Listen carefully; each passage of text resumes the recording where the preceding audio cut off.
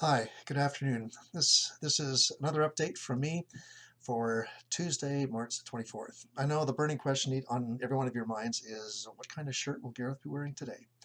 Well, I haven't had to recycle any of my shirts yet, so I think we still have a few more to go before I have to do the laundry.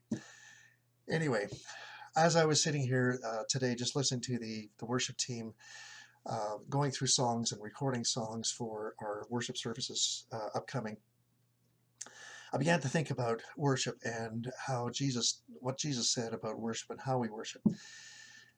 In John chapter 4, there's a story about Jesus and his disciples going through Samaria. Now, you need to understand that the Jews and the Samaritans didn't get along, and so often they would avoid even meeting them by going around Samaria. But here Jesus is going through it.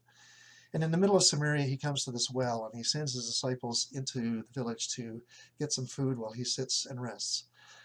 And a Samaritan woman comes to gather water. And in the course of the conversation about him asking her for water, he says to her, "If you knew the gift of God and who it is that asks you for a drink, you would have asked him, and he would have given you living water." And she, of course, says, "Well, how are you going to draw water? You don't even have a bucket or a rope." And he answers her and says, "Everyone who drinks from this water will be thirsty again, but whoever drinks the water that I give them will never thirst. Indeed, the water I give them will become a spring of water welling up to eternity." And of course, that really piques her interest. And she says, "Give me this water." And and then the story continues. But this afternoon, what I'd really like to do is just focus for a little bit on that living water.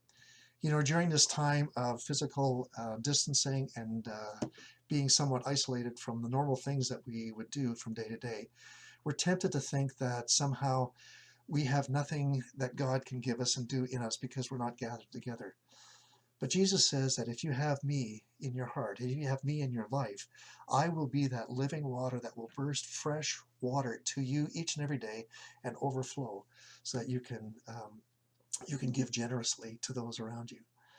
So my encouragement for you today is to take some time over these next day. In fact, every day, take some time in the morning to say, "Lord, refresh me with your living water, that I might have something to give out of that abundance to someone today." And then whatever He gives you, share it with someone. Please don't go visiting, but call them, email them, yell across the backyard fence, whatever it happens to be, keeping your distance, but encourage each other with the fresh water that Jesus wants to give us each and every day as we look to Him as our living water. God bless you, church. Praying for you.